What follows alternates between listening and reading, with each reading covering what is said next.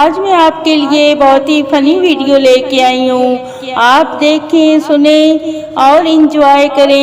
اگر خواب میں واش روم کی سہولت ملے تو برائے مہربانی کبھی استعمال نہ کریں، کیونکہ یہ ایک دھوکہ ہوتا ہے. سمجھ گئے ہیں نا آپ لوگ؟ گئے دنوں کا ذکر ہے کہ میری زندگی بہت خوبصورت تھی اور پھر میں نے ٹیچنگ شروع کر دی. کیا بتاؤں؟ گھر بیٹھے بیٹھے بیگم سے اتنی دوستی ہو گئی کہ باتوں باتوں میں اپنی گرل فرینڈ کا بتا بیٹھا ہوں.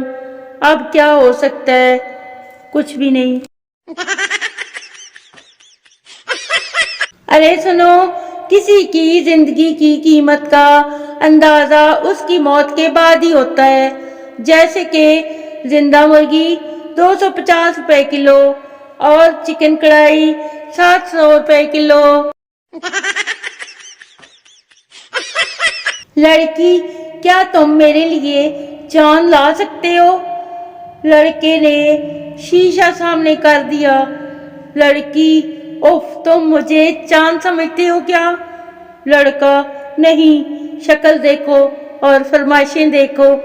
بڑی آئی، چاند لا دو.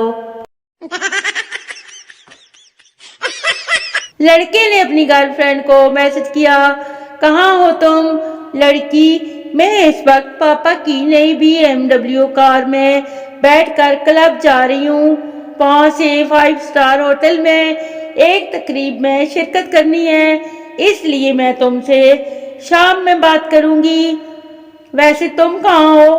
لڑکا، میں روٹ نمبر 55 کی لوکل بس میں تمہارے پیچھے 2 سیٹ چھوڑ کر بیٹھا ہوں. کرایہ نہ دینا، میں نے دے دیا ہے.